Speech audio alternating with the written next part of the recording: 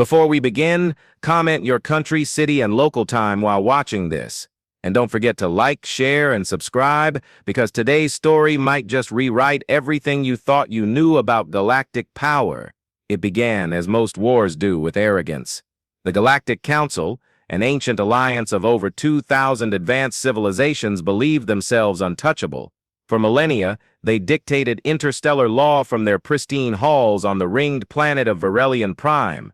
Their word was treaty, their judgment final, and their threats unopposed. That is, until they threatened Earth, a minor world by their standards. A latecomer to faster-than-light travel, rich in culture but poor in alliances. Humanity had been extended observer status within the Council, nothing more. A gesture of pity, really, a symbolic nod to progress, not power. But Earth's growing independence was becoming problematic. The incident began with a mining colony on the edge of Sector 9. Humans had terraformed it in record time, converting a dead rock into a thriving settlement. Efficient, productive, successful, too successful. The Ixari conglomerate, a council member species known for economic dominance, filed a formal complaint. They claimed Earth's colony undercut trade routes, that it violated balance, that it was culturally aggressive. So the council issued a directive: cease expansion, relinquish the colony, pay reparations. They didn't ask, they commanded, and Earth replied with silence. 3 days later, a human diplomat finally responded. Her name was Sarah Cade, Earth's ambassador to the council. She didn't speak from Earth. She didn't even broadcast from a ship. She stood inside the council hall itself, uninvited. Security bots aimed weapons. Dozens of alien envoys rose in outrage. But Cade merely raised a small rectangular device, the council's own diplomatic badge. A fake, clearly, or a hacked one. Earth acknowledges your message, she said calmly. We have one in return. She tapped the badge. A signal echoed through the chamber. Every screen blinked once, then again, and then one by one every planetary news feed in the Council's interstellar broadcast matrix shifted to Earth's signal. It wasn't a threat, it was a declaration. An old form of communication, video, raw and unfiltered. The footage began with a shot of Earth from orbit. Then it dove into cities teeming with billions. It showed industrial complexes, orbital shipyards, fusion reactors, militarized satellites, submarines surfacing, carriers rising, troop formations, mechs being fueled, tanks rolling, warships undocking, and then a single message, in every galactic language: you threatened Earth. Earth accepts the challenge. The chamber fell silent. Even Chancellor Zavril, the 1,000-year-old insectoid who led the council, couldn't find words. Earth hadn't issued a protest. It hadn't filed for arbitration. Earth had declared war. Cade left the council chamber under heavy guard, yet unscathed. Her badge, still active. No one could explain how, but it was the council's response that truly shifted history. They laughed, seriously. The Galactic Council laughed. You can't be serious, growled Representative Cran from the Zol species. One species against the might of the council. They barely have 10 colonies, hissed the amphibian envoy, Vectil. Let them bark, said Chancellor Zavril. When the fleet arrives, Earth will kneel. So the orders were sent. Operation Submission, the largest fleet deployment in council history. 5 dreadnoughts, 47 cruisers, over 1,000 strike craft, war mechs, combat AI, planet-cracking bombs. Enough force to erase Earth 3 times over. And Earth let them come. 3 weeks later, the fleet entered Sol system. No resistance. Saturn's rings were quiet. Jupiter's moons unarmed. Earth's orbit appeared, empty, until the fleet reached the moon. That's when things changed. The first strike ship, CV-94 Terran, detected hundreds of small signals beneath the lunar surface.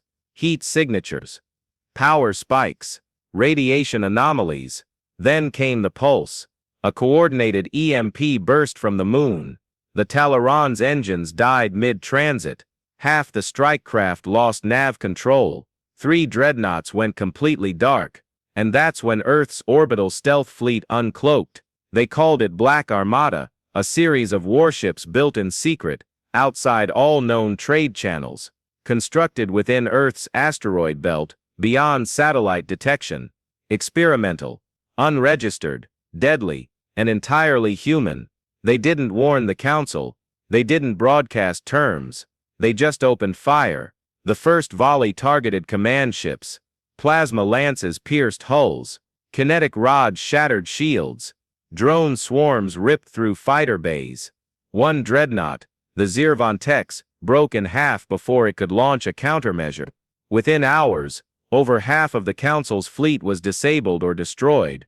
But it wasn't just the weapons that shocked them. It was the precision. Humans weren't fighting randomly. They had data. They knew weak points. They jammed comms, blinded sensors, rerouted AI logic loops. They didn't match Council firepower. They outsmarted it. And still, the Council underestimated them. "They've only won round one," said Zavril. "Send reinforcements." But Earth was already one step ahead. Across Council territory, sleeper cells activated. Saboteurs emerged in starports. Cyber attacks crippled fleet logistics. Diplomats defected. Supplies vanished. Alien worlds tired of Council control, openly sided with Earth. Earth hadn't prepared for war in 3 weeks. They'd been preparing for decades. Every human colony, fortified. Every alliance, hidden. Every weakness, studied. They weren't underdogs. They were predators in waiting. By the 3rd week of war, Council space had fractured. 6 member species exited the Council. 3 declared neutrality. 2, once rivals to humanity, signed defense pacts with Earth. The Galactic Council convened again, in emergency session. Sarah Cade reappeared. This time, she didn't bring a signal, she brought an offer. "You have 2 choices," she said. "1, accept Earth as an equal. Recognize our sovereignty. Cease all hostilities. 2, we keep going." She placed something on the table, a simple device. Cylindrical, metallic. "What is that?" Zavril demanded. Cade smiled. "Your homeworld's coordinates are already preloaded." The device blinked. Once. Then turned off. Silence fell again. No one moved. Zavril's mandibles trembled. For the first time in centuries, the Council didn't respond with threats. They signed the treaty. Today, Earth sits on the High Council, not as an observer, not as a subject, but as a power. They rewrote the galactic laws. They dismantled the caste systems. And their warning remains engraved at the base of the Council Hall, for all new civilizations to read. Threaten Earth and Earth won't kneel, it will rise. Still here, drop a comment with your country and city. And if this story made you smile, or made you fear humanity just a little, like, share and subscribe for more HFY stories that prove humanity never forgets and never backs down.